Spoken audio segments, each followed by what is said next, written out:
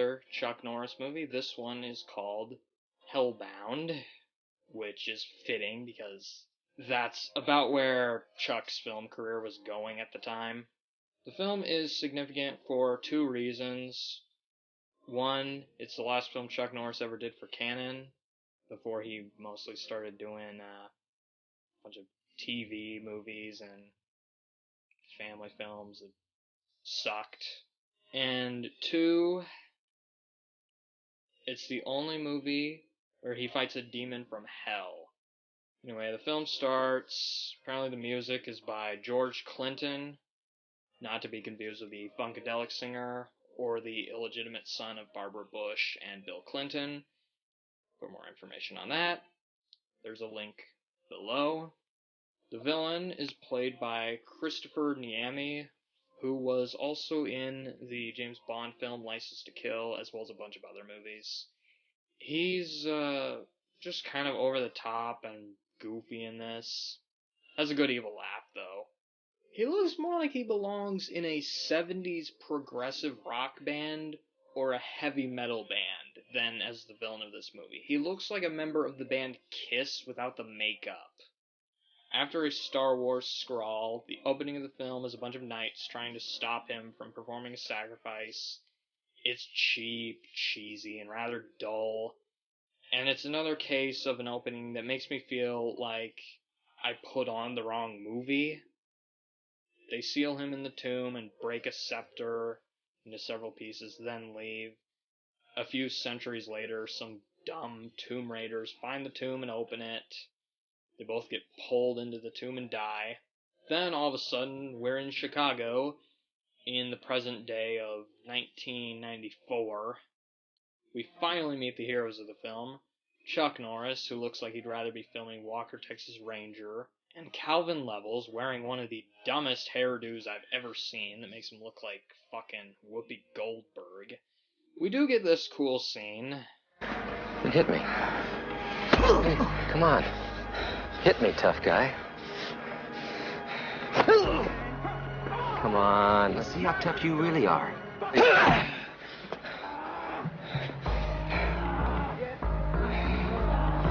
You call that a hit?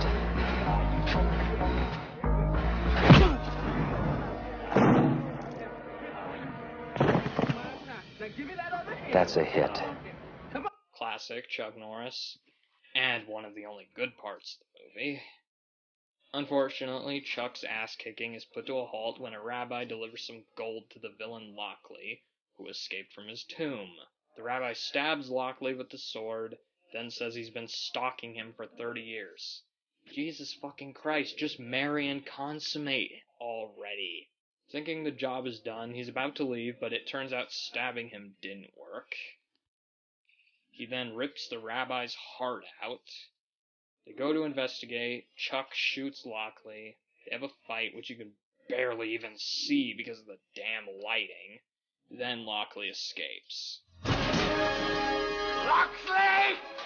I'm gonna cut your heart out with a spoon! Then it begins. Lockley, not Loxley. Chuck and his partner go to investigate. Also, if I mentioned this, but I don't like Calvin Levels at all in this movie. He's just annoying and not funny.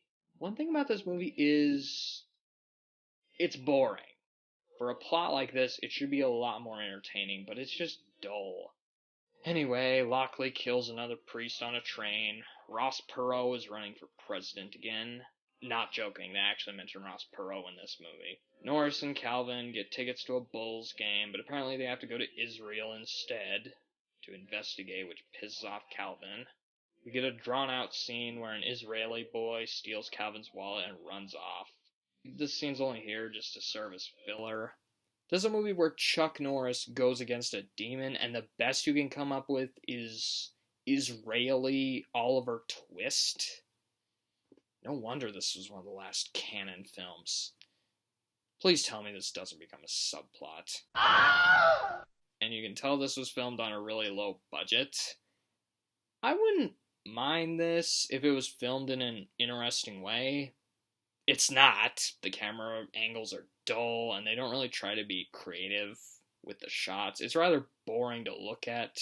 There might be a few shots of buildings and backgrounds that are nice, but that's about it, you know.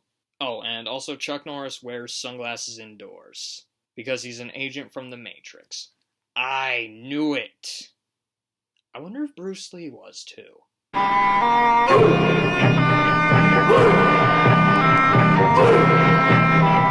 Finally, over halfway into the movie, Chuck and Calvin meet the main bad guy, Lockley. Also, I forgot to mention, there's some weird guy that looks like Jesus who is watching them from the distance. Man, this movie's so satanic that now Jesus is infecting my computer and trying to tell me not to watch this movie. After seeing this movie, you know what? I might start praying, actually.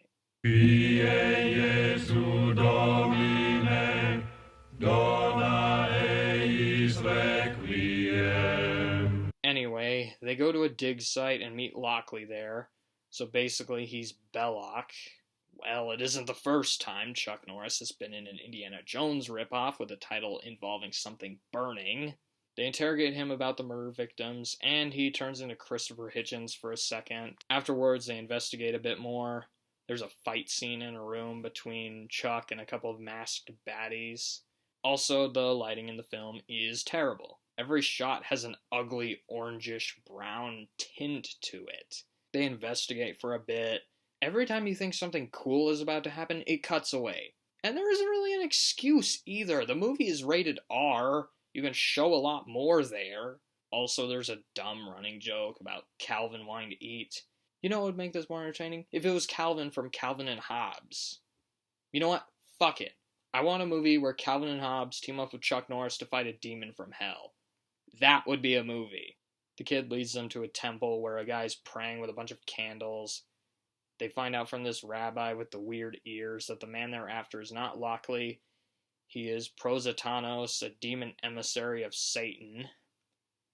They learn that in order to defeat him, they must find 9 pieces of a scepter, which was broken by Richard the Lionheart. I mean, they would have known this if they'd watched the opening scene of the movie. We get a scene of them breaking into a police station, which also served as filler. Get on with it. Yes, get on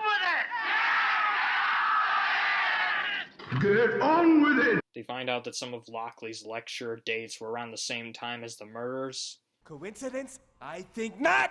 Anyway, you get a dumb scene of Prositanos muttering nonsense and getting ready to perform a sacrifice. Then we get the final fight scene. Chuck Norris and Calvin versus a few monks and then a demon. Was it worth it? Kind of, actually.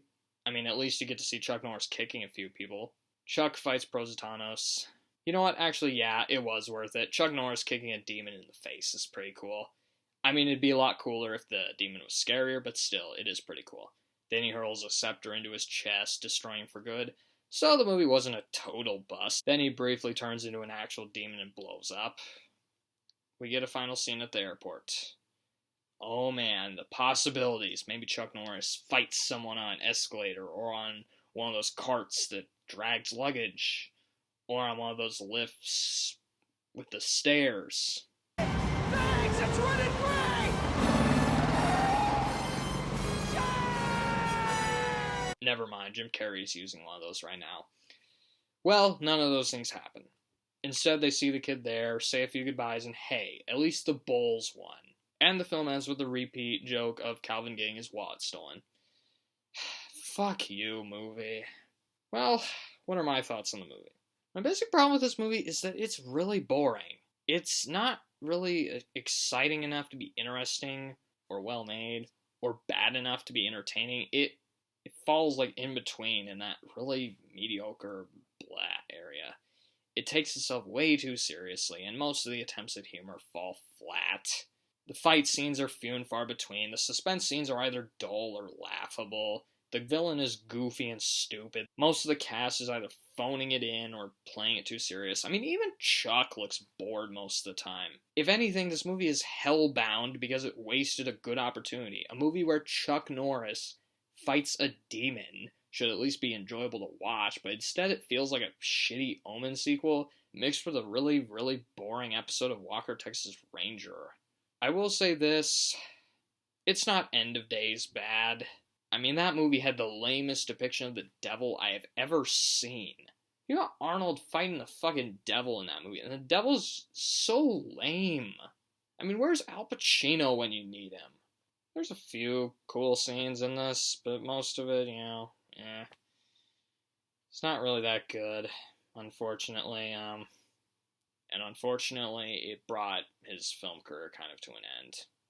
At least in terms of, like, his rated R action movies. It brought into that, because he did, right after this, he did Top Dog, which, probably the worst movie he ever did. And he did Forest Warrior, which is also pretty bad. Bunch of TV crap. I'm gonna go pray some more.